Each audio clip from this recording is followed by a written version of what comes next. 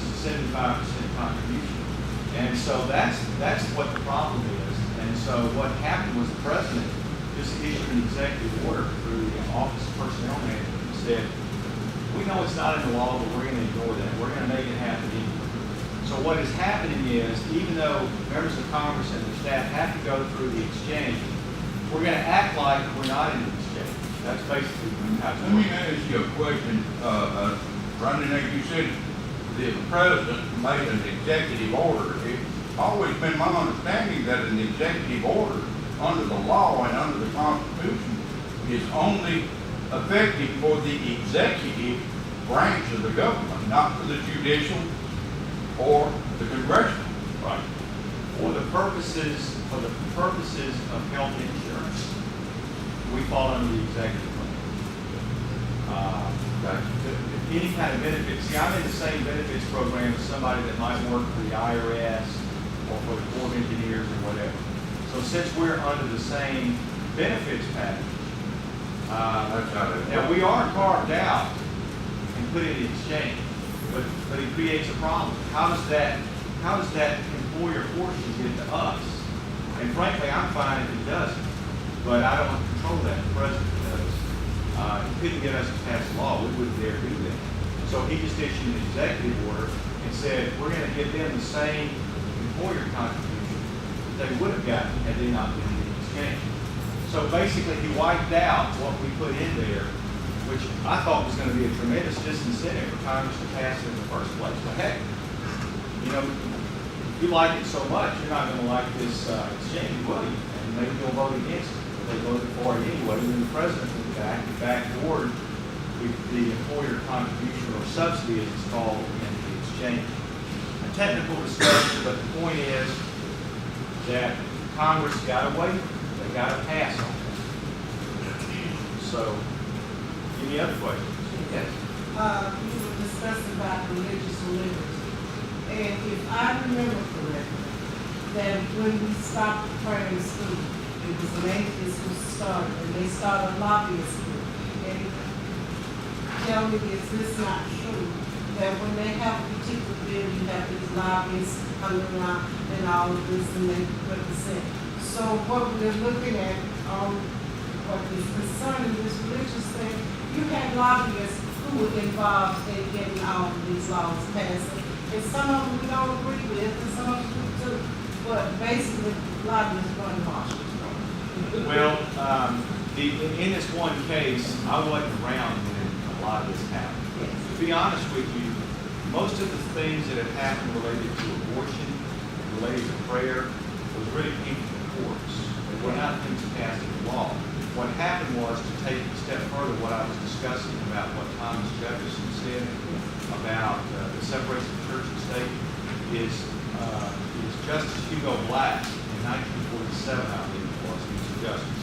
He turned it on its head and said, well, when we talk about separation of church and state, what we're really talking about is a big and wide wall that separates them, which means that we begin pushing religion out of the public square. And that's, it didn't happen immediately. It took it a few years, maybe a decade, after a bunch of lawsuits from the ACLU and those people. One by one, schools started getting sued over this. And you know how it works in the school system. You're barely getting by with the few dimes you have. You don't have the money to fight in the court. So they would just give it up and say, we can't afford this lawsuit. And so we'll just stop our prayers. That's why we say the lobbyists, they're a group that will pay out a whole lot of money to get what they believe is what they want done. And abortion, something, I don't believe in abortion. I really don't believe. But there are certain circumstances that I do believe in. Say, for instance, your daughter, or say, for instance, I was raped by someone that I knew nothing about. Would you want to raise that child that you knew that the reason they came was from a violent act? That a man says, okay, you keep that child. You keep that child. You deal with the woman's psychological feelings, this child's psychological feelings, because this mother may not treat this child like she would if her baby was one that she cared about. Here's my response to that. Did y'all hear her points on that? I want to make sure that everybody hears. She's saying, what about a violent rape? You don't want to make a woman have to raise a child. She has a result of rape and so forth. Here's my response. First of all, in the pro-life community, there is a disagreement about whether there should be exceptions for rape and incest, and that's what those are very emotional issues, right? But I would say this: if you don't abort a child from that, you can certainly give it up to a very loving family that will be happy to raise that child. That's number one. Number two is I've actually met women, mothers themselves, who were almost aborted, or in one case, survived a box abortion. Yeah. And they are both very happy they're alive, and they're very happy that they have children today. They survived. And so if you when you talk about choice, think about the choice of that life inside of its mother. And that's important. And here's the third thing, and this becomes even more important. We're about the only nation in the world that does abortions after the first trimester. Now, I won't go into any gory detail, but when you abort a baby, particularly beyond 20 weeks, you have to dismember in a very painful way that child, a fully developed child, and deliver it piece by piece. Now, folks, we have a humane society for animals. We don't put animals through that. Why would we put a human being? And the other point I'll make to you is you realize that there's a disproportionate amount of abortions done on African American females. Oh, yes. We're killing black babies wholesale in this country. If you look at Planned Parenthood, which is government supported, where do they locate their facilities? In minority neighborhoods. Exactly. They go where the business is, and so as a result of that, you know that the African American population is not growing in this country. It's actually declining. And part of the reason, in my opinion, for that is because of the disproportionate rate in which black babies, are being killed in their mother's wombs. So we can disagree on some of the fine points, and I would like to think that everybody believes we should have no more abortions than what is necessary. But in my view, I'm not sure that I can justify even one single abortion. I agree with you wholeheartedly. But I would rather for a lady who decides to have an abortion to come to a reputable doctor that knows what he's doing than the one woman to go and use clothing. The reason I'm saying this, I remember when I was in college, a friend of mine got pregnant. And I could have been kicked out of college. And she says, come go with me. I got in the car with her. She went over to a neighboring town. Guy who drove the car went over there to the neighboring town. I'm sitting up that way. She went to this house. And came out. I didn't know what she was doing. She just asked me to go with her. Came out. That girl almost bled to death. Well, because she had a coat hanger thing done. But if she had had the access to going to someone that was reputable. I even experienced, this girl had a baby at school. She had this baby in the dormitory.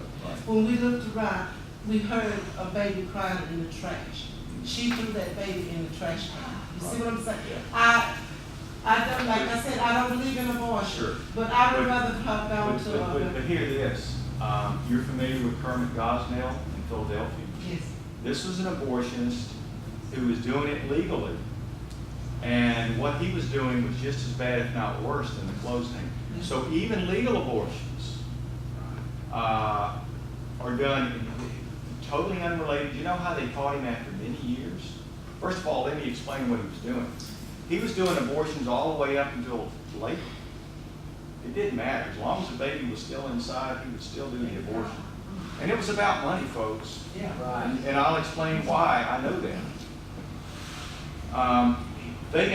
the state got complaints, the city got complaints, but they didn't want to do anything about it because abortion is something that government does not want to touch.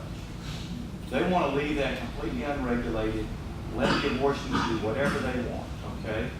So how did he get caught?